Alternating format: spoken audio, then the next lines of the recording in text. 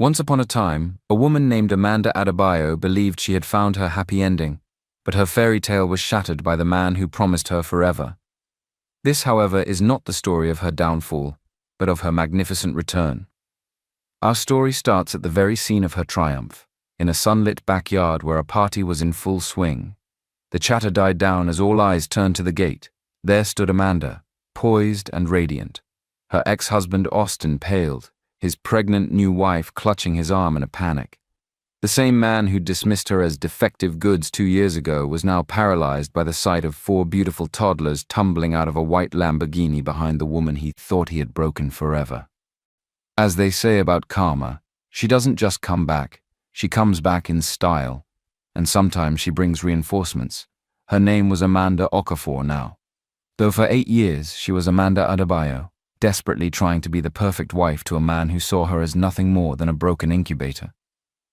This is the story of how she went from begging doctors to fix her broken body, to watching her ex-husband's world crumble as her 4 children, each carrying the last name Okafor, ran toward the swing set at his precious baby shower. This story is for anyone who has ever been told they're not enough, had someone make them feel worthless, or been discarded like yesterday's trash, because sometimes the universe has a plan so perfect, so beautifully devastating, that it takes one's breath away. The story begins back when Amanda was 24 and naive enough to believe that love conquered all. She met Austin Adebayo at her cousin's wedding in 2019. She was the maid of honor. He was the best man. And they had that classic movie meet cute over a spilled glass of champagne. He was everything she thought she wanted. Stable job in finance, owned his own house, talked about wanting a big family someday. He seemed like the answer to prayers she didn't even know she was praying. For their first 2 years together, she was living in a fairy tale. Austin was attentive, romantic, always talking about their future. He'd point out baby clothes in stores and say things like, "Our kids are going to be so beautiful," or, "I can't wait to be a dad." He made her feel like she was the missing piece in his perfect life puzzle. They got married on a beach abroad with both their families there. She remembered standing in that white dress looking into his eyes as he promised to love her, in sickness and in health, for better or worse. She believed every word. She thought she'd found her person. Her forever. The problem started about 6 months after their honeymoon. They'd been trying to get pregnant. And when it didn't happen right away, Austin started making comments. Little things at first, asking if she was tracking her cycle correctly, suggesting she needed to eat healthier, exercise more. When she got her period each month, she'd see this flash of disappointment in his eyes that he tried to hide behind concerned husband's smiles. By their 2nd year of marriage, the trying had become mechanical, scheduled, joyless. Austin bought ovulation kits, tracked everything on apps, turned their bedroom into a fertility lab. The man who used to kiss her good morning now just asked if it was the right time when he looked at her. Then came the doctor appointments. Month after month of tests, procedures, consultations. Her body was poked, prodded, analyzed, and measured. Every test came back normal. But Austin insisted they keep looking for what was wrong with her, because in his mind there had to be something wrong with her. The possibility that fertility issues might be on his side never entered his vocabulary. She started taking fertility medications that made her sick, with mood swings that Austin had no patience for. When she'd cry from the hormones, he'd snap at her about being too emotional and how stress was probably why she couldn't get pregnant. He started working late more often, going out with friends, leaving her home alone with pregnancy forums and fertility apps. The worst part was watching him around other people's children. He'd light up with his nieces and nephews, posting pictures on social media with captions like, "Can't wait for my own little ones." His mother started making comments about how she was still waiting for grandchildren, while looking directly at Amanda during family dinners. By year 3 of their marriage, Austin had stopped pretending to be patient. He'd make jokes about her biological clock in front of their friends. He started talking about her fertility struggles to people without her permission, painting himself as the long-suffering husband dealing with a defective wife. She became the problem he had to solve, the burden he carried. Then one night in November 2023, everything changed. She was in their bedroom injecting herself with another round of fertility hormones when Austin walked in and just stood there watching her. His face held this look she'd never seen before. Not frustration or disappointment, but something closer to disgust. "You know what, Amanda?" he said, sitting on the edge of their bed. "I think we need to talk about other options." She thought he meant adoption, or maybe surrogacy. She was so desperate to save their marriage that she was ready to agree to anything. "I've been thinking," he continued. "Maybe we should take a break from all this trying. Maybe we should take a break from each other." The hormone injection fell from her hand onto the floor. The words, "take a break from each other," hit her like she'd been slapped. She stared at Austin, waiting for him to explain what he meant, hoping desperately that she'd misunderstood. "What are you saying?" she whispered, still kneeling on their bedroom floor next to the dropped syringe. Austin ran his hands through his hair. That gesture he did when he was stressed about work. Except this time, the stress was her. "I'm saying maybe we rushed into this whole baby thing. Maybe we need to figure out if we're even compatible long-term before we bring a child into this mess." This mess. 3 years of marriage and suddenly they were a mess. "Austin, we've been together for 5 years. We're married. How much more compatible do we need to be?" He stood up and started pacing, avoiding her eyes. "That's just it, Amanda. I feel like all we do anymore is focus on getting pregnant. When's the last time we just enjoyed each other? When's the last time we had fun?" She wanted to remind him that he was the one who'd turned their relationship into a fertility clinic. He was the one tracking her cycles, scheduling their intimacy, making doctor appointments. But something in his tone told her this conversation was heading somewhere she wasn't prepared for. "We can have fun again," she said, standing up. "We can take a vacation, go back to date nights, do whatever you want, but taking a break from each other. Austin, that sounds like you want to separate." "Maybe I do." The room went completely silent, except for the sound of her heart breaking. She'd known things were strained, but she thought they were working through it together. She thought the fertility struggle was something happening to them, not something he blamed her for. "Is this about the pregnancy?" she asked. "Because the doctors said there's still hope. We could try IVF or—" "Amanda, stop." Austin finally looked at her, and what she saw in his eyes was worse than anger. It was pity. "This isn't just about getting pregnant anymore. This is about who we've become. I feel like I'm married to someone whose only identity is trying to have a baby." "Because you made it my only identity." The words exploded out of her before she could stop them. "You're the one who bought the ovulation kits. You're the one who scheduled everything. You're the one who made me feel like a failure every month." "I never said you were a failure." "You didn't have to say it. I could see it in your face every time I got my period.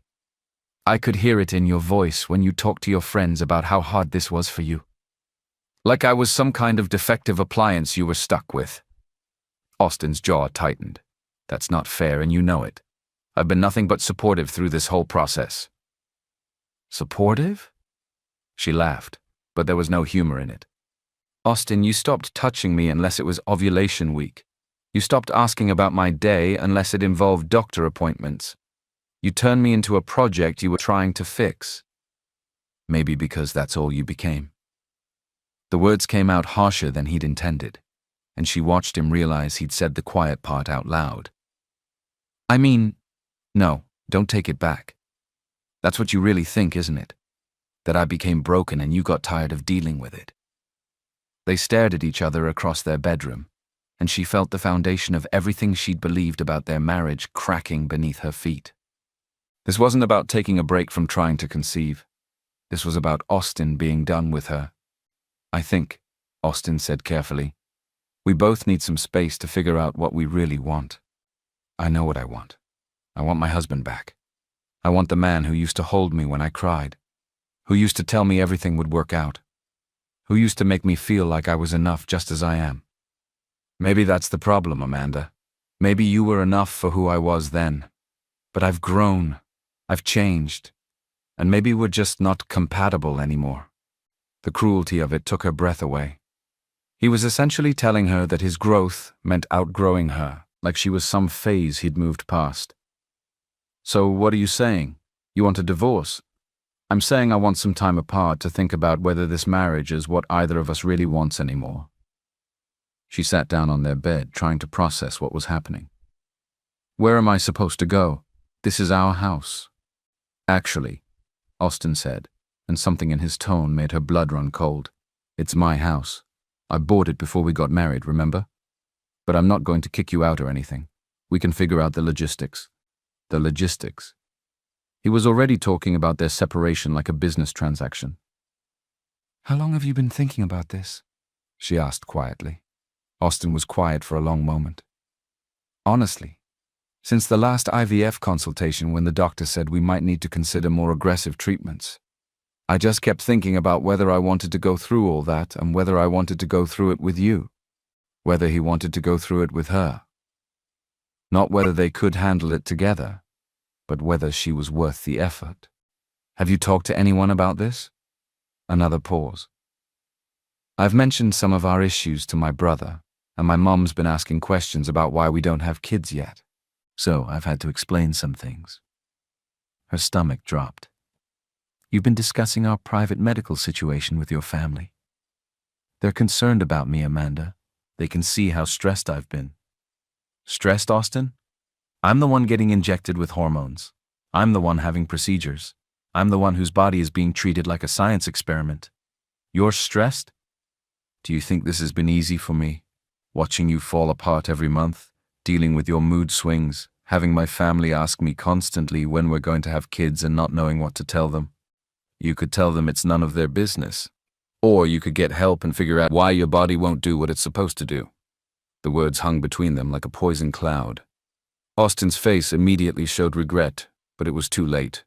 He'd finally said what he'd been thinking all along, that her infertility was a personal failing, something she could fix if she just tried harder. "My body won't do what it's supposed to do," she repeated slowly. "Is that really what you think?" "Amanda, I didn't mean—" "No, you meant it. That's exactly what you meant." She stood up, feeling something shift inside her. "You think there's something wrong with me? You think I'm defective? I think we've been fighting biology for 3 years, and maybe it's time to accept that some things aren't meant to be. Some things, like our marriage." Austin looked at her with those same eyes that used to look at her like she hung the moon. Except now they held nothing but exhaustion. Maybe.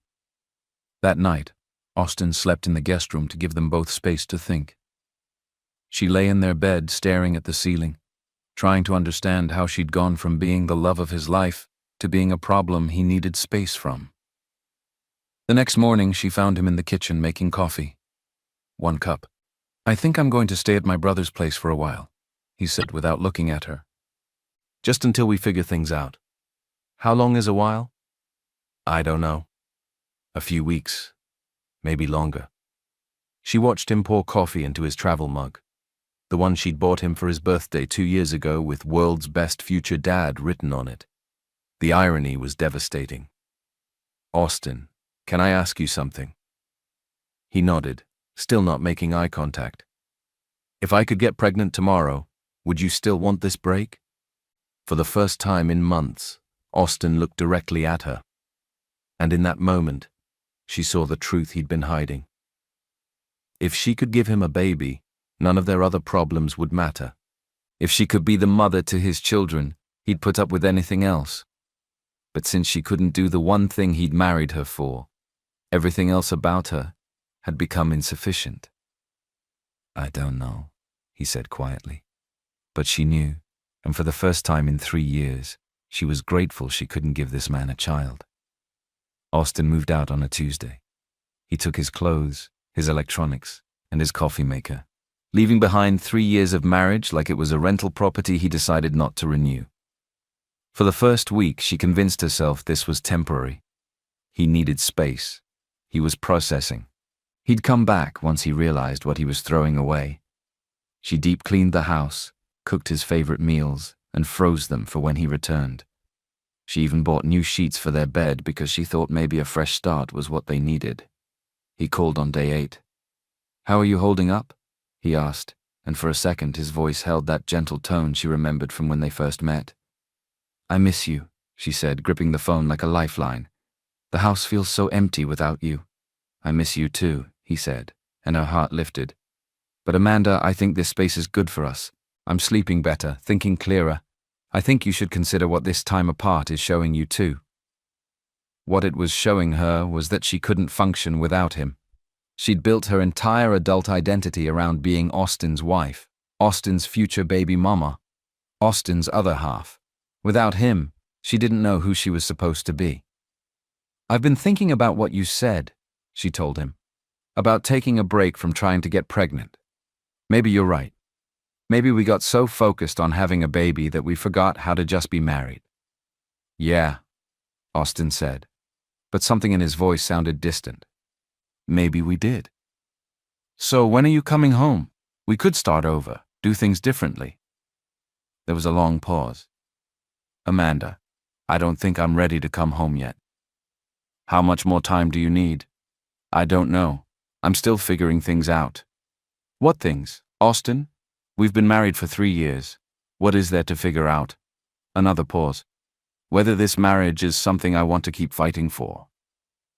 The words hit her like a physical blow. Fighting for? Is that what I am to you now? Something you have to fight for instead of something you want? That's not what I meant. Then what did you mean?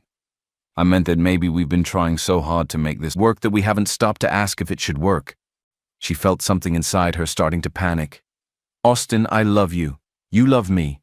That's enough. Everything else we can figure out. Is it enough, though? Because I've been thinking about what love is supposed to feel like, and I'm not sure what we have qualifies anymore. What we have qualifies, Austin.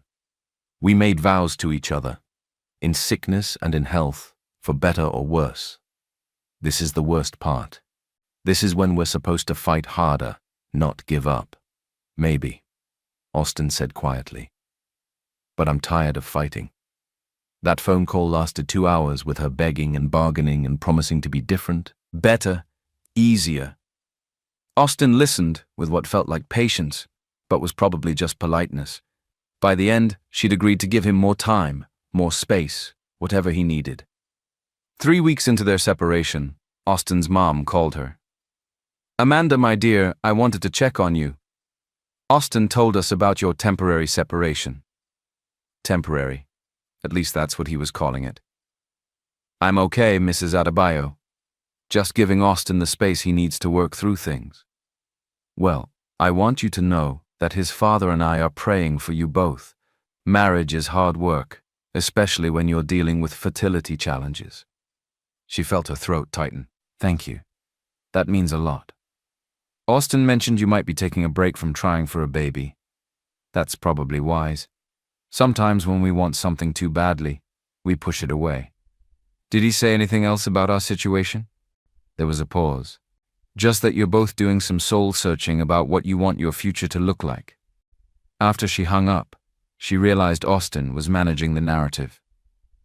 To his family, this was a mutual decision, a healthy break where they were both figuring things out. He wasn't the husband who'd abandoned his wife during a medical crisis. He was the reasonable man taking space to make sure he was making the right decisions. The phone calls became less frequent. Austin would check in every few days asking how she was doing, but sharing nothing about what he was doing or feeling. When she asked about coming home, he'd say he wasn't ready. When she asked what he needed to be ready, he'd say he didn't know. 2 months into their separation, she got a call from their insurance company about a claim Austin had submitted for a consultation with a urologist. I'm sorry, there must be some mistake, she told the representative. My husband hasn't seen a urologist. According to our records, Austin Adebayo had a consultation with Dr. Williams on March 15th for a fertility evaluation. Her hands started shaking. Can you tell me what kind of evaluation? I can't give you specific medical details, but I can confirm the appointment was for male factor infertility testing. Austin had gone to a fertility doctor, while telling her he needed space from their fertility journey, while making her feel like she was the one with the problem. He'd been getting his own fertility tested. She called him immediately. Why didn't you tell me you went to see a fertility doctor? Amanda, how did you find out about that? The insurance company called Austin. Why would you get tested without telling me? Because I wanted to know for myself before I told you anything. Know what? Austin was quiet for a long moment. The results showed some issues on my end. Low sperm count, motility problems, stuff that would make it really hard for us to conceive naturally. She sat down hard on her kitchen chair. How long have you known this? About 3 weeks. 3 weeks? Austin, this changes everything. This means it's not my fault. This means all those years of making me feel defective, all those comments about my body not working right, all of it was, Amanda, it doesn't change anything. What do you mean it doesn't change anything? Of course it changes everything. We could do IVF with your sperm or look into other options or, no, we couldn't. Something in his tone made her blood run cold. What do you mean we couldn't? I mean, I don't want to do IVF. I don't want to go through fertility treatments. I don't want to keep trying to force something that clearly isn't meant to happen. But now we know why it wasn't happening. We can fix this. I don't want to fix it, Amanda. I want to accept it. Accept what? That we'll never have children? Accept that maybe we're not supposed to have children together. The word together hung in the air like a bomb waiting to explode. Austin, what aren't you telling me? Silence. Austin, I've been seeing someone. The words hit her like a truck. She actually dropped the phone and had to scramble to pick it up. You've been what? It's not serious. It just happened. But it's made me realize that what we have isn't working anymore. You've been cheating on me. We're separated, Amanda. I wouldn't call it cheating. We're separated because you said you needed space to think about our marriage, not because you wanted to date other people. I know how this sounds, but meeting someone else has shown me what I'm missing. Talking to her made me realize how unhappy I'd become in our marriage. She just gets it. She has this elegance, this class. It made me see what was missing. She felt like she was drowning. What's her name? That's not important. It's important to me. What's her name? Her name is Cynthia. She works at my company. Cynthia. He'd been working late all those months, and she thought it was because he was stressed about their fertility issues, but he'd been building a relationship with someone else. How long have you been seeing her? It started a few weeks before I moved out. A few weeks before? Austin, you asked for a separation so you could be with someone else. No, that's not how it happened. Cynthia and I were just friends, but talking to her made me realize how unhappy I'd become in our marriage. Unhappy because I couldn't get pregnant? Unhappy because we'd stopped being partners and become two people obsessed with the same impossible goal. And Cynthia doesn't want children. The cruelty of it was breathtaking. Austin didn't want to go through fertility treatments with her, but he was perfectly willing to date a younger, single woman who wasn't even interested in children. The issue had never been about having a family. So you get to have a classy, unencumbered life after all, she said quietly. Amanda, it's not about that. It's exactly about that. You didn't want to go through the work of having children with me, but you'll date a woman you think has more class. You didn't want to fix our fertility problems, but you'll find someone for whom it's not even a topic of discussion. That's not fair. Fair? Austin, you let me blame myself for 3 years. You made me feel like my body was broken, like I was the problem, like I wasn't woman enough to give you what you wanted. But instead of working through it with me, you found someone else who represented the easy, classy life you wanted without any of the work. It's not that simple. It's exactly that simple. You used our fertility problems as an excuse to leave me for someone more convenient. Amanda, I think we should talk about moving forward with making this separation permanent. The word permanent echoed in her head. You want a divorce? I think it's what's best for both of us. Best for both of us, or best for you and Cynthia. I want you to be happy, Amanda. And I don't think you can be happy with me anymore. That's not your decision to make. Actually, it is. I can't stay in a marriage that isn't working just because you're afraid to let go. 3 days later, divorce papers were delivered to her door. The divorce papers were 37 pages of legal language that essentially said Austin wanted everything and she deserved nothing. According to his lawyer, their house was Austin's separate property since he bought it before marriage. Their joint savings account was mostly Austin's contributions since he made more money. Even her car was technically in his name because he'd gotten a better financing rate when they bought it. She stared at those papers in her empty kitchen, realizing that 8 years with Austin had left her with almost nothing to show for it, except debt from fertility treatments that were apparently pointless. Her lawyer was a tired-looking woman named Mrs. Cole, who specialized in divorce cases. "I have to be honest with you, Amanda," she said during their first meeting. "Since you were only married 3 years, and most assets were his before marriage, you're looking at a very modest settlement. Maybe enough for a security deposit on an apartment and a few months of living expenses. What about spousal support? You're young, healthy, college-educated. The court will expect you to support yourself pretty quickly." She thought about the last 3 years she'd spent focused entirely on getting pregnant instead of building a career. She'd been working part-time at a non-profit, making barely enough to cover her personal expenses, while Austin handled the mortgage and major bills. She'd been playing house instead of building a life. "How long do I have to find somewhere to live?" "Austin's being generous by giving you 60 days. Legally, he could probably get you out sooner since the house is his." Generous. Austin was being generous by not immediately kicking out the wife he'd abandoned. The first sign that Austin was becoming someone she didn't recognize came during their second mediation session. She'd asked if she could keep some of the furniture they bought together, and Austin's lawyer had responded by listing every item Austin wanted to retain, which was basically everything except her personal belongings. "I'd like to keep the dining room set," she said quietly. "We picked it out together for our first anniversary." Austin didn't even look at her. "I'm keeping all the furniture. Amanda can take her clothes and personal items." "Austin, I need somewhere to sit, something to eat on. You're keeping an entire house full of furniture. You should have thought about that before you let our marriage fall apart." Before she let their marriage fall apart. As if she'd been the one who'd given up, who'd found someone else, who'd filed for divorce. "I didn't let anything fall apart," she said, her voice rising. "You abandoned our marriage the minute you decided I was broken." "I abandoned a marriage that had become nothing but doctor appointments and ovulation schedules," Austin shot back. "I abandoned a wife who had no identity outside of trying to get pregnant. Because you made that my only identity. You turned our entire relationship into a fertility project." Austin's lawyer cleared his throat. "Perhaps we should focus on the practical matters at hand." Mrs. Cole squeezed her arm gently, reminding her to stay calm. But something inside her was breaking apart. This man she'd loved, who she'd given everything to, was treating her like an obstacle to overcome, rather than a person who'd shared his life. 3 weeks into the divorce proceedings, Austin's cruelty took a new turn. She was at the grocery store when she ran into his mother. "Amanda," Mrs. Adebayo said, pulling her into a hug that felt forced. "How are you holding up, dear?" "I'm okay," she lied, "taking things one day at a time."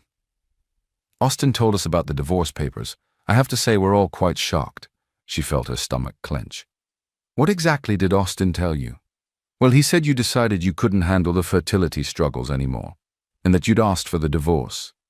The grocery store seemed to tilt around her. "She asked for the divorce?" "He said you decided you wanted to start over with someone who didn't remind you of your fertility problems, that you needed a fresh start." She gripped her shopping cart to keep her hands from shaking. Austin was rewriting history, making himself the victim of her supposed breakdown instead of the husband who'd abandoned his wife for his co-worker. "Mrs. Adebayo, that's not what happened." "Oh, my dear, you don't need to explain anything to me. Austin mentioned how hard this has been on you emotionally. He's worried about you, actually. He said you haven't been thinking clearly since the last failed treatment." Austin had told his family she was having a mental breakdown, that she was the one who couldn't handle their fertility struggles, who'd given up on their marriage, who'd asked for a divorce. In his version, he was the concerned husband dealing with an unstable wife who'd abandoned their marriage. "Mrs. Adebayo, Austin is the one who filed for divorce. Austin is the one who moved out. Austin is the one who—" She stopped herself before saying, "cheating with Cynthia," because clearly Austin hadn't mentioned that part of the story. "Oh, sweetie, I think you might be confused about the timeline. Austin said he only filed the papers after you'd already moved out of the house." She stared at her. Austin had told his family that she'd moved out first, that she'd abandoned him. "I never moved out," she said quietly. I'm still living in the house. Mrs. Adebayo looked confused. But Austin said you'd been staying with friends because you couldn't bear to be in the house where you tried so hard to get pregnant. The lies were so elaborate, so detailed, so perfectly designed to make Austin look like the reasonable party dealing with an irrational wife. He'd created an entire narrative where she was the one who'd given up, who'd run away, who'd broken their marriage apart. Mrs. Adebayo, I think there's been some miscommunication. Maybe you should talk to Austin again about what actually happened. She left her groceries in the cart and walked out of the store, her hands shaking so badly she could barely get her keys in the car door. That night she called Austin. Why did you tell your mother I asked for the divorce? Amanda, I never said that. She said you told her I couldn't handle the fertility struggles and wanted a fresh start. I told her you were having a hard time coping, which is true. You told her I moved out first. I told her you were staying other places sometimes, which you have been. I stayed at my sister's house for 2 nights after you served me with divorce papers. That's not the same as moving out. Look, my family was asking questions about why we're getting divorced, and I tried to explain it in a way that didn't make anyone look bad. You made me look like I had a nervous breakdown and abandoned our marriage. I made you look like someone going through a hard time, which is better than the alternative. What alternative? Me telling them the truth about how obsessive and unstable you became about getting pregnant. The words hit her like a slap. Unstable. Amanda, you were injecting yourself with hormones that made you crazy. You couldn't talk about anything except ovulation and fertility treatments. You turned our marriage into a medical procedure. I was trying to have the baby you said you wanted. I wanted a baby, not a wife who disappeared and got replaced by someone obsessed with conception schedules. So now I'm obsessive and unstable, but 3 months ago you were right there with me making those schedules. Because I was trying to support you through something that was clearly more important to you than our actual relationship. She felt like she was losing her mind. Austin was rewriting their entire history, making her the villain in a story where she'd been the one desperately trying to save their marriage. Austin, you're the one who bought the ovulation kits. You're the one who tracked my cycles. You're the one who made doctor appointments. Because you were falling apart every month when you got your period. I was trying to help you feel like we had some control. You're lying. I'm not lying, Amanda. I'm telling you how I experienced our marriage, which was watching the woman I married disappear into an obsession with something we might never have. She hung up the phone and sat in her empty house, wondering if she was actually going crazy. Had she been obsessive? Had she made fertility more important than their relationship? Had she driven Austin away with her desperation to get pregnant? 2 days later, she found out Austin and Cynthia were living together. Her neighbor mentioned seeing a woman at Austin's brother's house where Austin had supposedly been staying. When she drove by after work, she saw Austin's car in the driveway along with a sleek new saloon car. She sat in her car across the street, watching through the windows as Austin played with his nephews in the living room, while a beautiful woman cooked dinner in the kitchen. They looked like a happy, complete couple. Austin had moved on so completely that he was already playing house with someone else, while she was living in an empty house, waiting for divorce papers to finalize so she could figure out how to rebuild her entire life from nothing. That's when she realized Austin's cruelty had been strategic. He'd made her feel crazy, made her doubt her own memories, made her question whether she'd been the problem all along. He'd isolated her from his family by painting her as unstable. He'd left her with no financial resources and no support system. And he'd done it all while playing the concerned husband, dealing with an unhinged wife. The final insult came the following week when Austin called to tell her about the baby shower invitation. I wanted to give you a heads up about something, he said, his voice artificially gentle. Cynthia is pregnant. The words hit her like a physical blow. Pregnant? We found out last week. It's still early, but we wanted to tell our families. How is that possible? You said you had fertility issues. Turns out the tests were wrong. Or maybe my levels improved after I stopped being stressed about it all the time. Of course, Austin's fertility problems had magically resolved themselves the minute he left her. Anyway, Austin continued, we're having a baby shower next month and Cynthia thought it would be good to invite you. She couldn't speak. Amanda, are you there? You want to invite me to your baby shower? Cynthia thinks it would show that we're all adults about this situation. That there's no hard feelings. No hard feelings. The man who destroyed her life, stolen her home, and rewritten their history wanted to invite her to celebrate the baby he'd conceived immediately after leaving her because she couldn't get pregnant. I don't think that's a good idea, Austin. Look, I know it might be awkward, but I think it would be good for you. Show everyone that you're moving on, that you're not bitter about how things ended. Show everyone. Austin wanted her there as proof that his version of their story was true, that she was the one who'd accepted the end of their marriage gracefully because she was mentally unstable anyway. Austin, I'm not coming to your baby shower. I really think you should reconsider. Cynthia's already sent you an invitation. Then Cynthia can expect me to decline.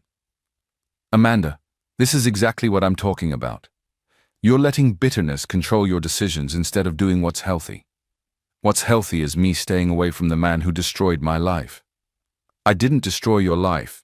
Our marriage didn't work out. That happens to people. Our marriage didn't work out because you decided I was defective and found someone who wasn't.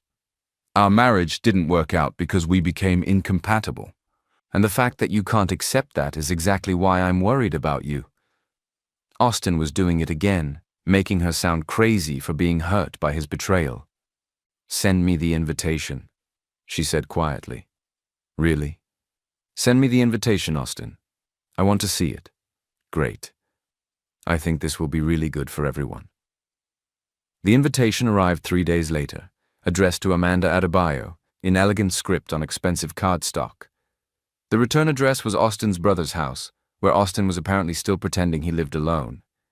Inside, in flowing calligraphy, it read, "You're invited to celebrate the upcoming arrival of baby Adebayo. Join Austin and Cynthia as they prepare to welcome their little miracle." Their little miracle. Austin and Cynthia were having their little miracle while she sat in an empty house, facing bankruptcy from fertility treatments that had been pointless anyway, about to be homeless because her husband had decided she was broken goods. But as she stared at that invitation, something shifted inside her. For the first time in months, she wasn't sad. She wasn't hurt. She wasn't confused about what had happened to her marriage. She was angry. And for the first time since Austin had walked out, she started thinking about what she really wanted her life to look like. She spent 3 days staring at that baby shower invitation, reading and rereading those words, little miracle, until they burned themselves into her brain. Austin and Cynthia's little miracle, conceived effortlessly while she'd spent 3 years believing her body was broken. On the 4th day, she decided to drive past Austin's brother's house again. She told herself she just wanted to see if Austin was actually living there or if that was another lie. But really she thought she was torturing herself. She wanted to see his new perfect life so she could feel properly sorry for herself. She parked across the street around dinner time, watching through the windows as Austin played with his nephews while Cynthia cooked. It looked like a commercial for domestic happiness, and she felt that familiar stab of inadequacy watching him interact with family so easily. She was about to leave when she heard voices coming from the front of the house. Austin and Cynthia had stepped out onto the veranda, which overlooked the street. They stood near the railing, their voices carrying clearly in the quiet evening air, completely unaware they could be overheard. "I still can't believe you actually invited her," Cynthia was saying, and she could hear the amusement in her voice. "I told you it was a stroke of genius," Austin replied. "My mum's been asking too many questions about why the marriage really ended. Having Amanda show up looking pathetic will answer all those questions without me having to say a word." She froze in her car, her hand on the keys. "But what if she doesn't come?" Cynthia asked. "Oh, she'll come. Amanda's too pathetic not to come. She's probably been sitting in that empty house for weeks, desperate for any excuse to be around me again." Cynthia laughed. "You're terrible. The poor woman." Poor woman. Cynthia, obsession with getting pregnant, who couldn't accept that some people just aren't meant to have children. "Still, inviting your ex-wife to your baby shower is pretty cold even for you." "It's perfect," Austin said, and she could hear the satisfaction in his voice. "Everyone will see exactly what I had to deal with. My mum, my family, all our old friends. They'll see this bitter, childless woman who couldn't handle that I moved on and found happiness. What if she causes a scene? Even better. Let her have a breakdown at our baby shower. Let everyone see how unstable she really is. It'll justify everything I've told them about why our marriage failed. She sat in her car feeling like the ground was disappearing beneath her. Austin hadn't invited her to show there were no hard feelings. He'd invited her to humiliate her publicly, to use her pain as entertainment for his friends and family. The timing is perfect too, Austin continued. She'll be getting the final divorce papers any day now, so she'll be at her lowest point. She'll probably show up in some tragic outfit looking desperate and pathetic, and everyone will understand exactly why I had to leave her. You are so bad, Cynthia said, but she was laughing. I'm strategic. My family needs to see what I was dealing with so they stop making me feel guilty about the divorce. Once they see Amanda at our baby shower looking broken and bitter while we're celebrating our miracle baby, they'll realize I made the right choice. Our miracle baby. Austin was calling Cynthia's pregnancy a miracle while calling her infertility a personal failing. What if she brings someone? Cynthia asked. Austin actually snorted. Bring someone? Cynthia, look at her life. She has no friends, no career, no money, no prospects. She's a 30-year-old woman whose entire identity was being my wife. Who's she going to bring? They went back inside, still laughing about their plan to use her as the entertainment at their baby shower. She sat in her car for another 20 minutes, letting the full scope of Austin's cruelty sink in. He hadn't just left her.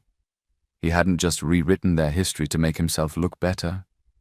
He was actively planning to destroy what was left of her reputation and dignity by parading her pain in front of everyone they'd known as a couple. Austin wanted her at that baby shower so people could see the crazy, bitter ex-wife compared to his new perfect family. He wanted her presence to justify every lie he'd told about their marriage, every cruel comment he'd made about her fertility, every way he'd painted her as the problem. She drove home in a daze, finally understanding that the man she'd loved for 8 years was not just indifferent to her pain. He was actively enjoying it. He was using her suffering as a tool to make himself look better. That night, she called her sister Maria for the first time since the divorce papers had arrived. Amanda, I've been wondering when you were going to call me back. I know. I'm sorry. I've been dealing with a lot. How are you holding up with everything? She broke down and told her everything. The separation, the fertility test results Austin had hidden, Cynthia, the lies he'd told his family, and finally what she'd overheard about the baby shower. Maria was quiet for a long time after she finished. Amanda, she said finally, that man is a sociopath. I think I might actually be crazy, Maria. He keeps making me feel like I imagined everything, like I was the problem, like our marriage failed because I was obsessive and unstable. You are not crazy. You are not unstable. You are a woman who was emotionally abused by a man who's now trying to publicly humiliate you for his own entertainment. But what if I was obsessive about getting pregnant? What if I did make our marriage all about fertility treatments? Amanda, listen to me. Even if you had been obsessive, even if you had made mistakes, that doesn't justify what Austin did to you. Normal people don't abandon their spouses during medical crisis. Normal people don't cheat and then blame their partner. Normal people don't invite their ex-wife to a baby shower specifically to humiliate them. She started crying for the first time in weeks. And furthermore, Maria continued, Austin participated in every single fertility treatment. He was right there making those schedules, booking those appointments, tracking your cycles. He was just as invested in getting pregnant as you were. But now he's rewriting history to make you the villain. I feel so stupid for believing him when he said he loved me. You're not stupid for believing someone when they say they love you. You're not stupid for trusting your husband. You're not stupid for wanting to save your marriage. Austin is the one who lied, cheated, and manipulated. Austin is the one who should feel stupid. But Maria, I have nothing left. He's taking the house, most of our money, all the furniture. I'm going to be 31 years old, starting over with nothing. And now he wants to parade me around like some cautionary tale about bitter divorced women. Then don't let him. What do you mean? I mean, don't show up to his baby shower looking broken and desperate like he expects. Don't give him the satisfaction of seeing you destroyed. Maria, I am destroyed. No, you're hurt. There's a difference. You're hurt because someone you love turned out to be cruel. But you're not destroyed unless you let him destroy you. I don't know how to not let him destroy me. You start by remembering who you were before Austin Adebayo made you believe you were worthless. You start by remembering that your value as a woman has nothing to do with whether you can give some man a baby. You start by remembering that being childless doesn't make you defective. Being divorced doesn't make you a failure. And being alone doesn't make you pathetic. I don't remember who I was before Austin. Then you figure out who you want to be after Austin, and I guarantee the woman you become will be stronger than the woman he threw away. After she hung up with Maria, she sat in her empty house and thought about Austin's plan. He wanted her to show up broken, desperate, and pathetic so he could use her pain to justify his betrayal. He wanted his family and friends to look at her and think, no wonder Austin left her. But for the first time since this nightmare had started, she began to wonder, what if I didn't show up the way Austin expected? What if instead of being the tragic figure in Austin's redemption story, I became something else entirely? She looked at that baby shower invitation again, but this time she wasn't reading it as a victim. She was reading it as a woman who was about to discover exactly what she was capable of. Austin had made one crucial mistake in his plan to humiliate her publicly. He'd given her advance notice, and he'd completely underestimated who she might become once she stopped believing his lies about who she was. The final divorce papers arrived on a Thursday morning, delivered by a courier who looked embarrassed to be handing her documents that would officially end her marriage. She signed for them with shaking hands, then sat at her kitchen table reading through the settlement agreement that made Austin's victory complete. The house had to be vacated within 30 days. She was getting a small sum from their joint savings, barely enough for first and last month's rent on a decent apartment. Austin was keeping the car since it was in his name, which meant she'd need to figure out transportation. Even her engagement ring had to be returned since it was a conditional gift based on a marriage that was no longer applicable. She called Mrs. Cole, her lawyer, to confirm what she was reading. "I'm sorry, Amanda. Austin's lawyer was very aggressive about this settlement. Since most assets were acquired before marriage and you signed a prenup, our options were limited." "I signed a prenup." "The document you signed before your wedding that waived your rights to spousal property. Don't you remember?" She had a vague memory of Austin bringing her a stack of papers the week before their wedding, telling her it was just insurance paperwork and wedding venue contracts. She'd been so overwhelmed with wedding planning that she'd signed everything he put in front of her without reading carefully. "I thought that was insurance paperwork." "I'm afraid it was a very comprehensive prenuptial agreement. Austin's lawyer probably advised him to have you sign it along with other documents so you wouldn't realize what it was. Austin had tricked her into signing away her rights to their marital assets before they'd even gotten married. He'd been planning his exit strategy from day one. That afternoon, she started looking for apartments she could afford on her non-profit salary. The only places in her price range were studio apartments in rough neighborhoods or shared housing situations with strangers. She was about to become a 31-year-old divorced woman living in a studio apartment with a futon, and whatever belongings Austin decided she could keep. The moving truck Austin hired arrived the following week to collect his furniture. She watched 3 men carry out the dining room set they'd picked out together, the couch where they'd watched movies, the bed where they'd tried so desperately to conceive a child. They left her with her clothes, her books, and a folding chair Austin had forgotten about in the garage. She spent her last night in that house, sitting on the floor of what used to be their bedroom, eating takeout food and wondering how her life had become such a complete disaster. 8 years with Austin, and she was leaving with less than she'd had when she met him. But the worst was yet to come. 2 days before Austin's baby shower, she ran into Cynthia at the grocery store. She was glowing with that first trimester pregnancy radiance, her hand resting protectively on her still flat stomach as she examined prenatal vitamins. "Amanda," she said when she saw her, her voice dripping with fake concern. "How are you doing? Austin said you've been having a really hard time with everything." Amanda stared at this woman who'd stolen her husband and was now carrying the baby she'd spent 3 years failing to conceive. She was younger than her, prettier than her, and apparently more fertile than her. Everything she'd failed to be. "I'm fine," she managed to say. "Good. I'm so glad to hear that." Austin's been so worried about you. Austin was worried about her. The man who'd engineered her complete destruction was worried about her. I hope you're still planning to come to the baby shower, Cynthia continued. I know it might be awkward, but Austin thinks it would really help you move on. Move on? You know, accept that Austin's happy now and stop holding on to the past. He said you've been having trouble letting go of your marriage. Amanda felt something inside her crack. Cynthia wasn't just carrying Austin's baby, she was carrying his narrative about her. She genuinely believed Amanda was some pathetic ex-wife who couldn't accept that Austin had moved on to someone better. Cynthia, can I ask you something? Of course. Did Austin tell you why our marriage ended?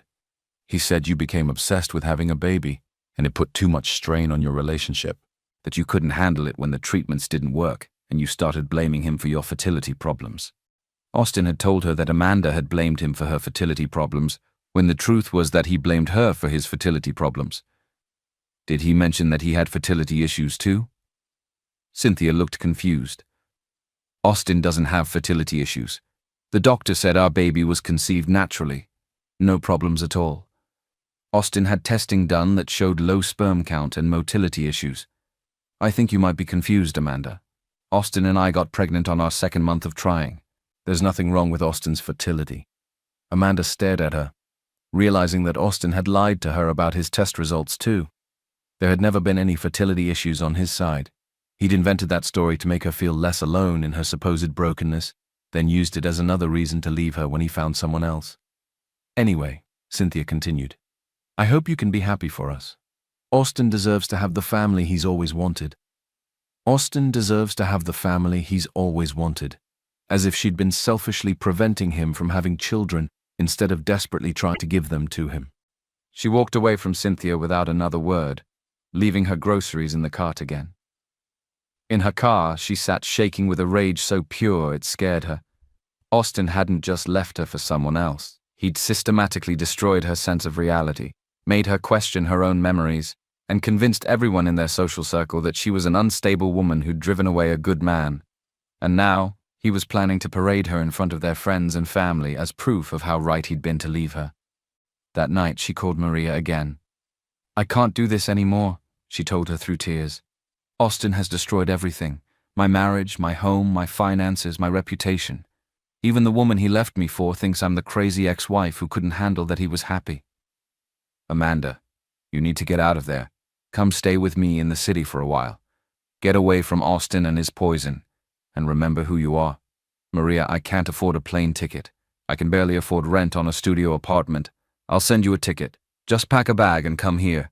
You need distance from this situation before it completely destroys you. What's the point? Austin's won. He got everything he wanted, the perfect wife, the easy pregnancy, and everyone believing I was the problem. I'm just the cautionary tale now. The point is that you're 31 years old and your life is not over. The point is that Austin Adebayo is not the final word on your worth as a human being. The point is that you get to decide what happens next. I don't know what happens next. I don't know who I am without Austin. Then come to the city and figure it out. Come here where no one knows Austin's version of your story, and remember what it feels like to be yourself again.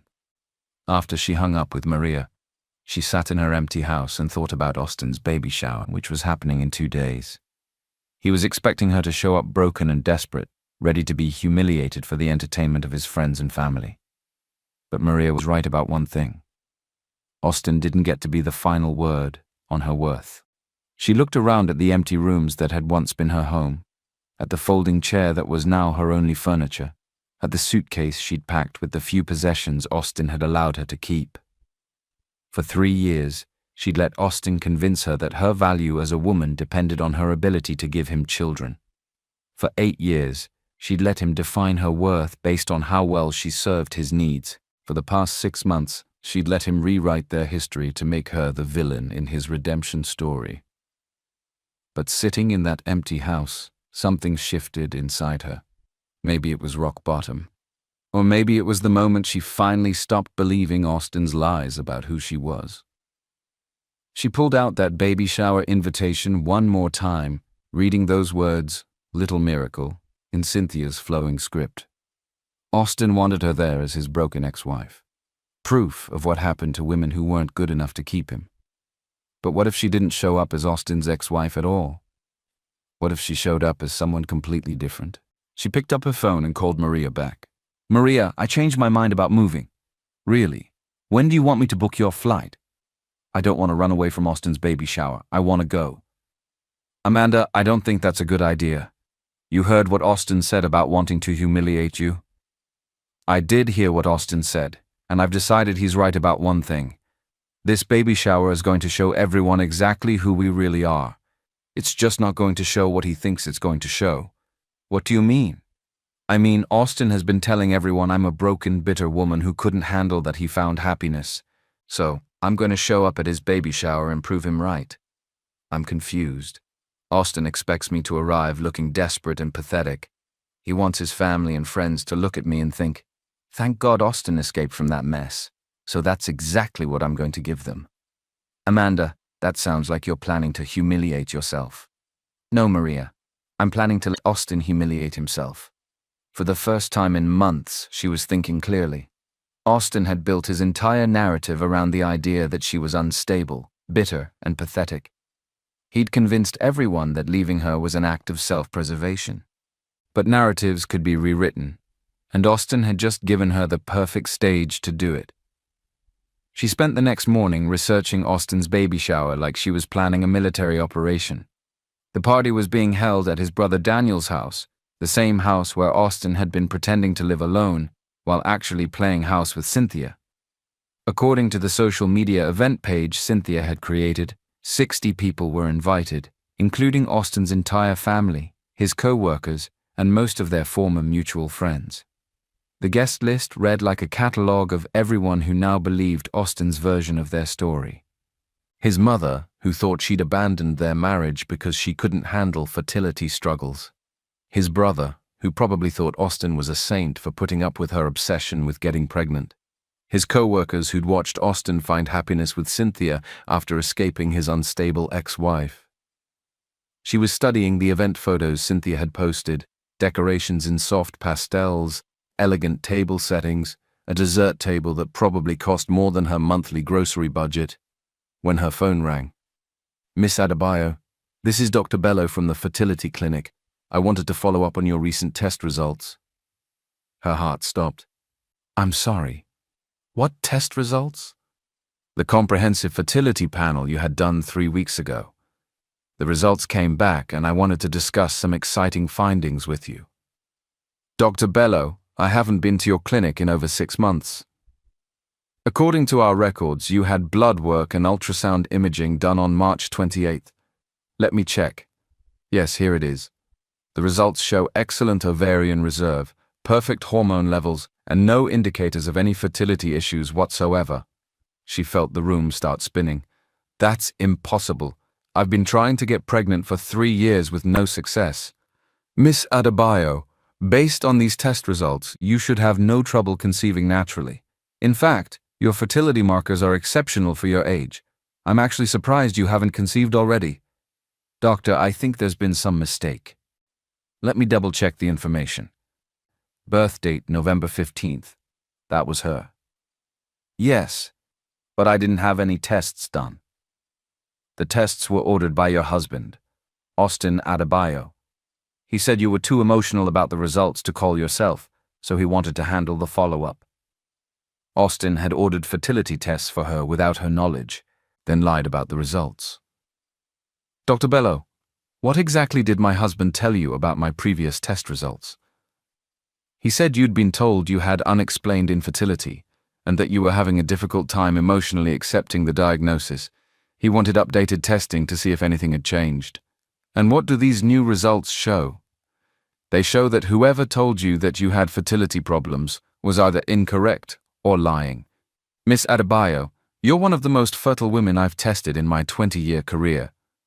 She hung up the phone and sat in her folding chair trying to process what she'd just learned. Austin had secretly ordered new fertility tests for her, discovered that she'd never had fertility problems, and hidden the results while filing for divorce and getting Cynthia pregnant. Austin had known for months that her infertility was a lie. He'd known when he said he didn't want to pursue treatments. He'd known when he filed for divorce. claiming they were incompatible because of their fertility struggles. Austin had discovered that she was perfectly capable of getting pregnant, and instead of telling her, he'd used that information to justify leaving her for someone else. But why would Austin hide fertility test results that proved she wasn't broken? The answer hit her like a lightning bolt. Austin hadn't left her because she couldn't get pregnant. Austin had left her because she could get pregnant, and he didn't want to have children with her. All those years of fertility treatments, hormone injections, doctor appointments, and emotional devastation, Austin had been sabotaging their chances of conceiving while making her believe she was defective. She called Dr. Bello back. "Doctor, I need to ask you something specific about my test results. Based on my fertility markers, what are the chances I would have conceived naturally over the past 3 years if we'd been trying properly?"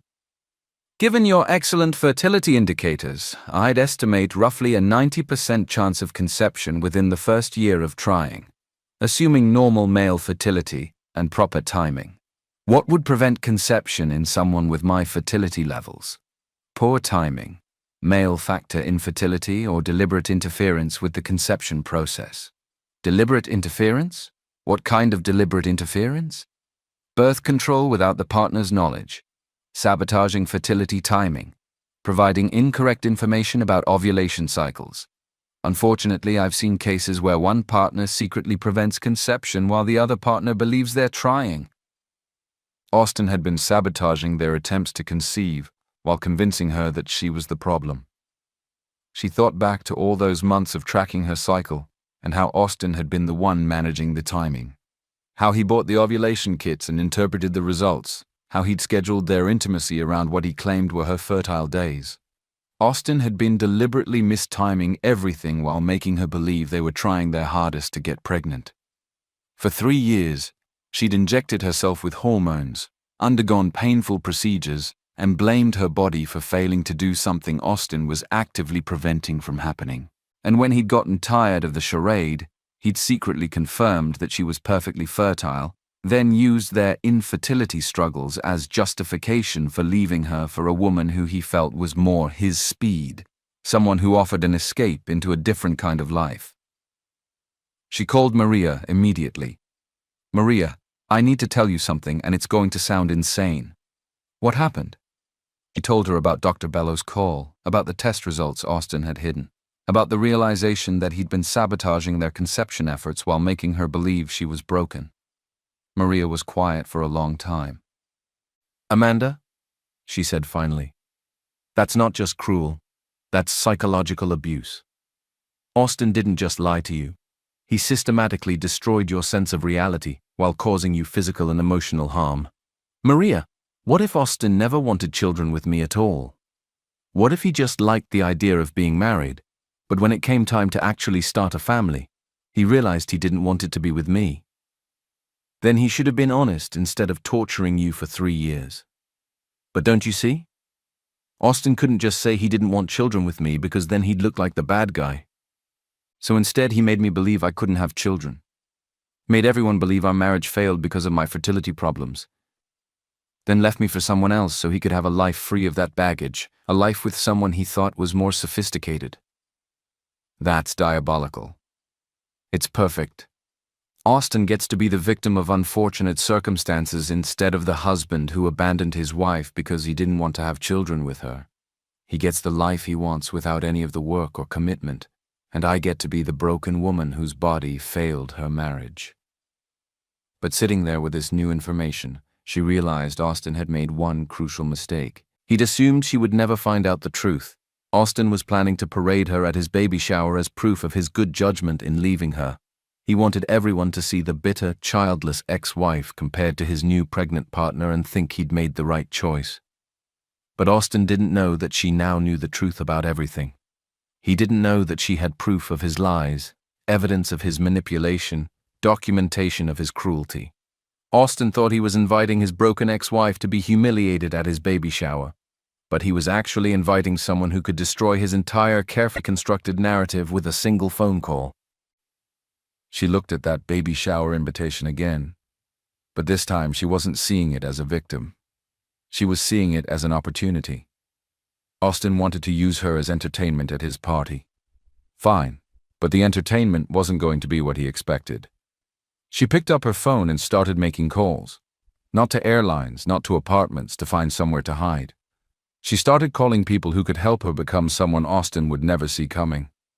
Because Austin had taught her something valuable over the past 8 years. If you're going to destroy someone, you make sure they never see it coming. And Austin Adebayo had no idea what was about to hit him. The choice was clear. She could accept Austin's narrative about who she was, the broken, bitter ex-wife whose fertility problems had ruined her marriage, or she could show everyone who Austin really was. She chose destruction, but not her own destruction. His. The first call she made was to Dr. Bello, asking for copies of all her test results and medical records. The second call was to a lawyer who specialized in medical fraud and intentional infliction of emotional distress. The third call was to her sister Maria. Maria, I need you to help me with something, and I need you to trust me completely. What do you need? I need you to help me disappear for 18 months. Disappear? Austin wants to parade me at his baby shower as the broken ex-wife who couldn't handle his happiness. But what if the woman who shows up isn't broken at all? What if she's someone he never could have imagined? Amanda, what are you planning? I'm planning to become someone Austin will wish he'd never betrayed. Maria was quiet for a moment. Okay. What do you need me to do? I need to move to a new city, but not to hide. I need to completely reinvent myself. I need to become successful, confident, and happy. I need to become everything Austin said I could never be without him. That sounds like a good plan for your life. But what does it have to do with the baby shower? Austin sent me an invitation to a baby shower happening 18 months from now. Amanda, Austin's baby shower is this weekend. No, Maria. Austin's first baby shower is this weekend, but I have a feeling there's going to be another celebration in his future. And when there is, I'm going to be ready. What she didn't tell Maria was that she'd already started putting pieces in place. The fertility records Dr. Bello had given her were just the beginning. She'd also requested copies of Austin's fertility tests, the ones he'd claimed showed problems but were actually completely normal. She'd documented every lie Austin had told his family about their divorce. She'd saved every text message where he tried to make her feel crazy for remembering their marriage differently than his revised version. But more importantly, she'd started planning for a future Austin couldn't imagine. She moved and enrolled in business school, using the small settlement from their divorce as a down payment on her education. While Austin was playing house with Cynthia, she was learning about entrepreneurship, investment, and building wealth. She started therapy to undo the psychological damage Austin had inflicted, but more importantly, to understand how she'd allowed herself to be manipulated so completely. She learned about gaslighting, emotional abuse, and how abusers systematically destroy their victims' sense of reality. She also learned that everything Austin had told her about herself was a lie. She wasn't obsessive. She was dedicated. She wasn't unstable. She was passionate. She wasn't broken. She was betrayed. She wasn't worthless. She was undervalued. 6 months into her new life, she met Michael Orr at a business conference. Michael was a tech entrepreneur who'd built and sold 3 companies by the age of 35. He was intelligent, kind, successful, and most importantly, he saw her as a whole person rather than a fertility vessel. When she told Michael about her marriage to Austin, he was horrified by the psychological abuse she'd endured. When she told him about Austin's fertility sabotage, Michael held her while she cried for the woman she'd been, who'd believed she was defective. Amanda, Michael said that night, Austin didn't leave you because you couldn't have children. Austin left you because he was terrified of who you might become if you stopped believing his lies about yourself. What do you mean? I mean, Austin kept you small and insecure because that's how he could control you. The moment you discovered your own worth, he'd lose all power over you. So he created a situation where you'd always feel like you needed him to validate your value as a woman. Michael was right. Austin hadn't just sabotaged her fertility. He'd sabotaged her sense of self-worth. Every month she'd failed to get pregnant, she'd believed a little more that she was fundamentally flawed. Every doctor's appointment that didn't yield answers, she'd become more dependent on Austin's support and approval.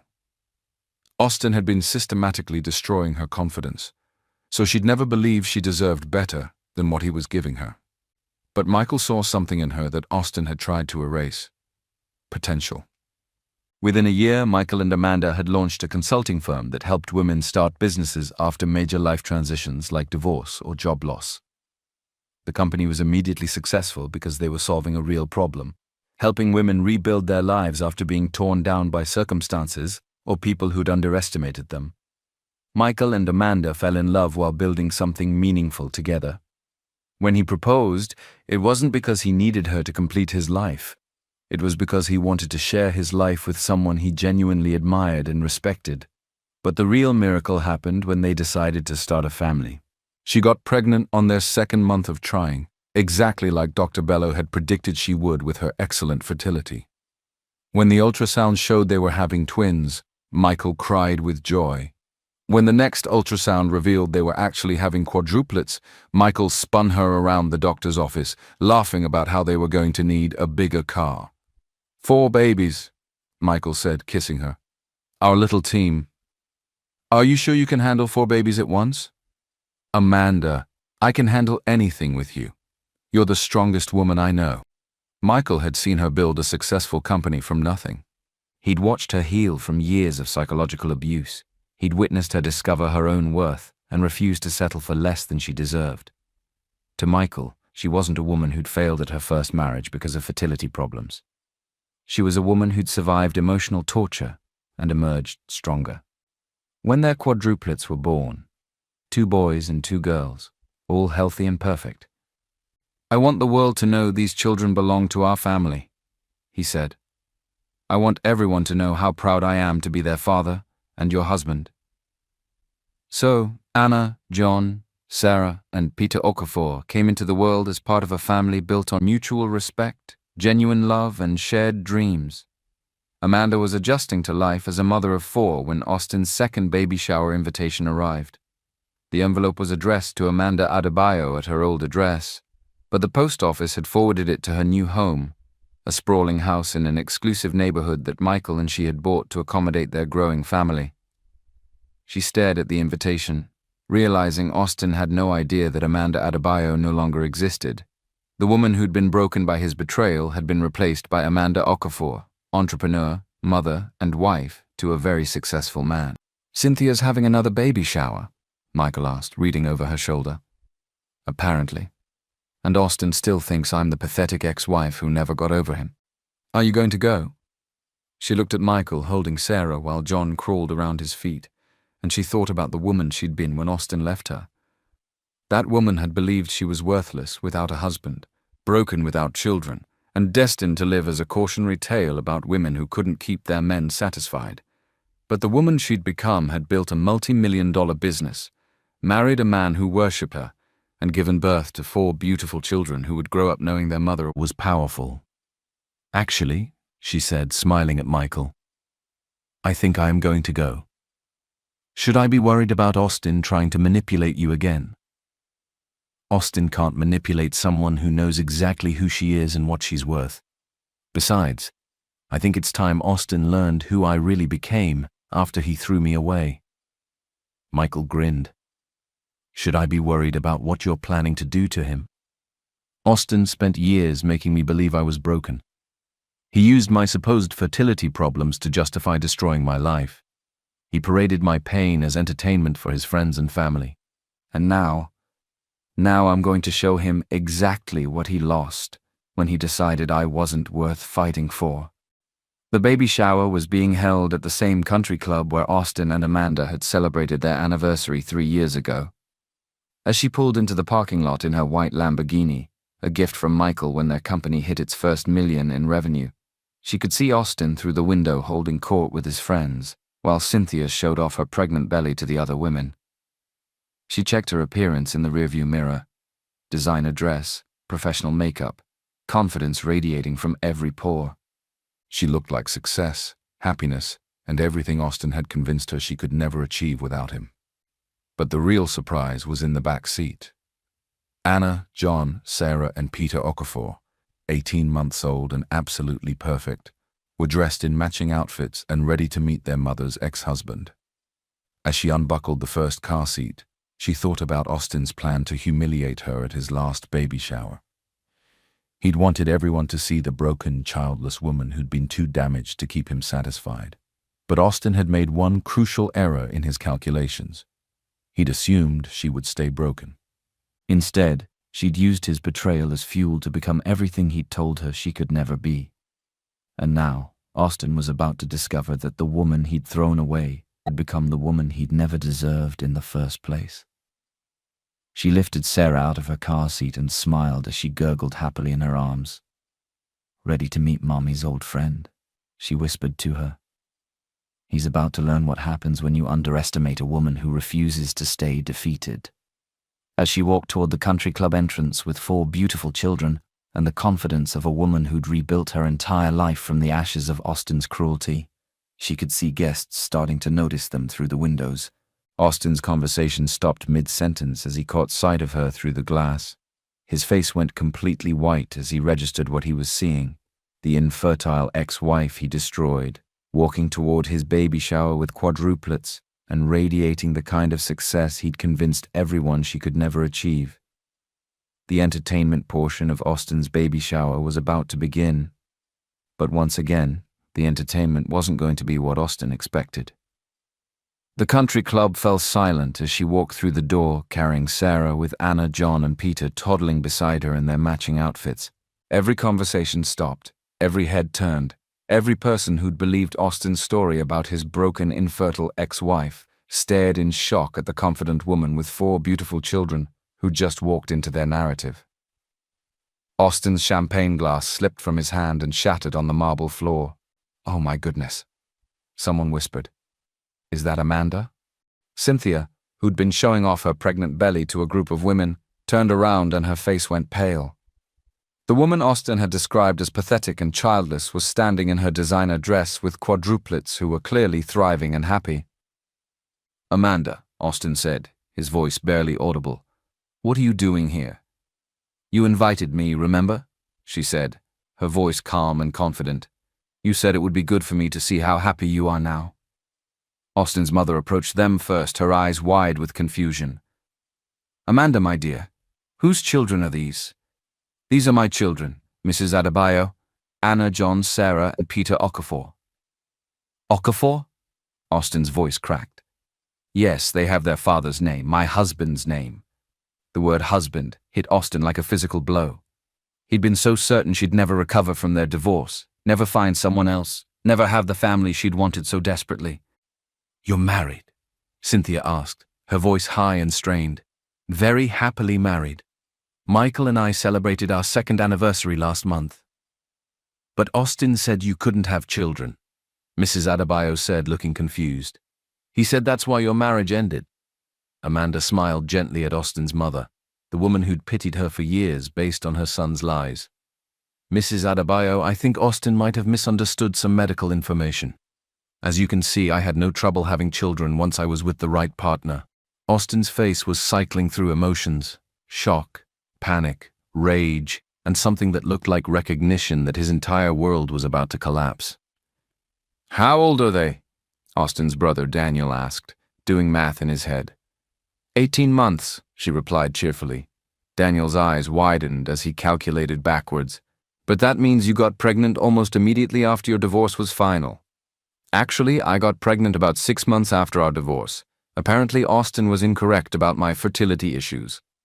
A murmur went through the crowd as people began to realize the implications of what she was saying. If she'd gotten pregnant easily with someone else, then Austin's story about their marriage ending due to her infertility didn't make sense. "I don't understand," Cynthia said, looking between Austin and Amanda. "Austin said you had unexplained infertility, that you'd been trying for years with no success." "We were trying for years with no success," she confirmed. "But it turns out the problem wasn't my fertility after all." Austin's face had gone completely white. He knew where this was heading, and he was powerless to stop it. "Austin," his mother said slowly, "if Amanda could have children, why couldn't you two have children together?" The country club was dead silent, except for the babies babbling happily in their strollers. Everyone was looking at Austin, waiting for an explanation that would make sense of the contradictions in his story. It's complicated, Austin said weakly. Actually, it's not complicated at all, she said, pulling out her phone. Dr. Bello from the fertility clinic helped me understand exactly what happened. Austin's eyes went wide with panic. Amanda, don't... What, Austin? Don't tell the truth? Don't share the medical records you hid from me? Don't explain to your family and friends how our marriage really ended? What medical records? Mrs. Adebayo asked. Amanda looked around the room at all the people who'd believed Austin's version of their story, who'd pitied her as the broken woman who'd driven away a good man. Austin secretly ordered fertility tests for me 3 weeks before he filed for divorce. The results showed that I have exceptional fertility, better than average for my age. The doctor said I should have had no trouble conceiving naturally. The silence in the room was deafening. But Austin never told me about those test results, she continued. Instead, he used our fertility struggles as justification for ending our marriage. I don't understand, Cynthia said, but her voice suggested she was starting to understand perfectly. Austin let me believe for 3 years that my body was broken, that I was defective, that I was the reason we couldn't have children. He watched me inject myself with hormones, undergo painful procedures, and blame myself for our fertility problems, while he knew the entire time that there was nothing wrong with me. Austin's mother looked at her son with horror. Austin, is this true? It's not that simple, Austin said desperately. The situation was complicated, and the situation was that Austin didn't want to have children with me, she said calmly. But instead of being honest about that, he sabotaged our attempts to conceive while making me believe I was the problem. That's not true, Austin exploded, but his denial sounded hollow. Really? Then explain how I got pregnant with quadruplets 6 months after our divorce. Austin, explain how a woman with unexplained infertility conceived 4 babies naturally with her new husband. The crowd was staring at Austin with growing understanding and disgust. His story had never made sense, but no one had questioned it because they trusted him. Now faced with proof of his deception, people were seeing Austin for who he really was. Austin, Cynthia said quietly, you told me Amanda blamed you for her fertility problems. You said she became obsessive and unstable. Cynthia, let me explain. You told me she couldn't handle that you'd moved on and found happiness. But Austin, look at her. Does she look like someone who couldn't handle your happiness? Everyone looked at Amanda, successful, confident, surrounded by 4 beautiful children and radiating the kind of contentment that came from being genuinely loved and valued. I think, Mrs. Adebayo said slowly, we need to hear the truth about what really happened in your marriage. Austin looked trapped, realizing that all his lies were collapsing around him. Mom, this isn't the time or place. Actually, this is exactly the time and place, she said gently. Austin wanted me here to show everyone how pathetic his ex-wife had become. So let's show everyone exactly who we both really are. She looked around the room at faces she'd known for years. Austin's family, their former friends, people who'd believed his story about the unstable ex-wife who'd ruined a good marriage. Austin told you all that our marriage ended because I was obsessed with having children and couldn't handle our fertility problems. But Austin knew I could have children easily because he'd seen my test results. Austin told you I became bitter and unstable. But Austin was the one who filed for divorce after starting a relationship with Cynthia while we were still married. Cynthia gasped. While you were still married? Austin asked for a separation, moved in with his brother, and started dating Cynthia while telling me he needed space to think about our marriage. He let me believe we might reconcile while he was already building a new relationship. Austin, Daniel said, his voice full of disgust. You told us Amanda had left you. I never left Austin, she said quietly. I lived in our house alone for months, waiting for him to come home while he was playing house with Cynthia. The look on Austin's face told her he knew his reputation was destroyed. Every lie he'd told was being exposed in front of everyone who mattered to him. But here's what Austin didn't count on, she continued. Austin thought destroying my marriage would destroy me. He thought taking away my home, my financial security, and my sense of self-worth would leave me broken forever. She looked directly at Austin, the man who'd once made her believe she was worthless. Instead, losing Austin was the best thing that ever happened to me. It forced me to discover who I really was underneath all the lies he'd made me believe about myself. Michael chose that moment to walk into the country club, having finished parking the car. He was tall, handsome, successful, and clearly adored her and their children. He kissed her gently and took Peter from her arms. "Sorry I'm late, my dear. Traffic was terrible." He looked around the silent room and smiled. "I hope I didn't interrupt anything important. Just introducing our children to some old friends," she said, smiling up at her husband. Austin stared at Michael, the successful, attractive, devoted husband who valued her in all the ways Austin never had. "Austin," Amanda said, looking at her ex-husband one final time. "Thank you." "Thank you?" Austin's voice was barely a whisper.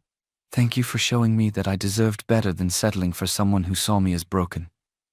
Thank you for forcing me to rebuild my life so I could discover how strong I really was. Thank you for leaving me so I could find someone who sees my worth. She looked around the room at all the people who'd believe Austin's lies about her. And thank you for inviting me to your baby shower so I could show everyone who I really became after you threw me away. Austin's reputation, his narrative, his entire identity as the reasonable man who'd escaped an unstable wife was lying in pieces around his feet. Cynthia was staring at Austin with dawning horror.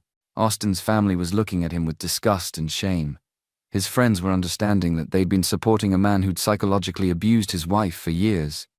"Austin," Cynthia said quietly, "I think we need to talk." As Michael and Amanda loaded their children back into their car seats, she felt a peace she hadn't experienced in years. Austin had spent so much energy trying to destroy her that he'd never realized he was actually freeing her to become someone extraordinary. "How do you feel?" Michael asked, as they drove away from the country club. "I feel sorry for him," she said. "Honestly, Austin spent so much time focused on keeping me small that he never worked on becoming someone worth keeping. He threw away a woman who would have loved him forever. And for what? So he could feel superior to someone for a few years. His loss," Michael said, reaching over to squeeze her hand. "Though I have to admit I'm grateful he was too stupid to appreciate what he had. Otherwise I never would have found you." She looked back at their 4 children sleeping peacefully in their car seats, then at her husband who'd seen her strength when Austin had only seen her desperation. Austin had tried to write a story where she was the broken ex-wife who'd ruined a good marriage through her own inadequacies. But stories can be rewritten by people who refuse to accept someone else's narrative about their worth. In the end, Austin got exactly what he deserved, the consequences of his own cruelty. And she got exactly what she'd always deserved, a love built on truth, respect, and genuine partnership. As they drove home to their beautiful life, Amanda realized Austin had been right about one thing. That baby shower had shown everyone exactly who they really were. It just wasn't the revelation Austin had been expecting. Sometimes the universe doesn't just give you justice, it gives you poetry. And sometimes the best revenge is simply living so well that your former abuser becomes irrelevant to your happiness. Austin thought he was ending Amanda's story when he filed those divorce papers, but he was actually just giving her permission to write a better one. And that is the most beautiful kind of revenge there is. But the universe, it turned out, wasn't quite finished with Austin Adebayo. His life after the disastrous baby shower was a quiet humiliation. Cynthia stayed, but the trust was gone, replaced by suspicion and resentment. He had his miracle baby, and then a second barely 2 years later, but the joy was muted, tainted by the knowledge of what it had cost him. The final, devastating twist came 3 years later. His youngest son fell ill, needing a blood transfusion. During the screening process, the doctors delivered the news with clinical detachment. Austin's blood type made it impossible for him to be the boy's biological father. A cold dread washed over him. He paid for a private DNA test for both of Cynthia's children. The results were conclusive. Neither was his. The confrontation was ugly. Cynthia confessed through tears that she had been seeing an old lover, a man she couldn't bring herself to leave, even after meeting Austin. She knew about Austin's fertility issues, and had seen an opportunity. She had passed her lover's children off as his. Austin was more than devastated. He was annihilated. The very foundation of his new life, the miracle babies he had used as a weapon against Amanda, was a lie. The bitterest irony of all was the truth he had tried so hard to escape. He truly did have a fertility problem. He had thrown away Amanda, the one woman who had stood by him, the exceptionally fertile woman who could have given him the family he craved, for a woman whose class was a mask for deceit. He was left with nothing but the ruins of his own making, a man haunted by the ghost of a life he could have had, and the crushing, undeniable truth of his own inadequacy. And that is the most beautiful and most brutal kind of revenge there is.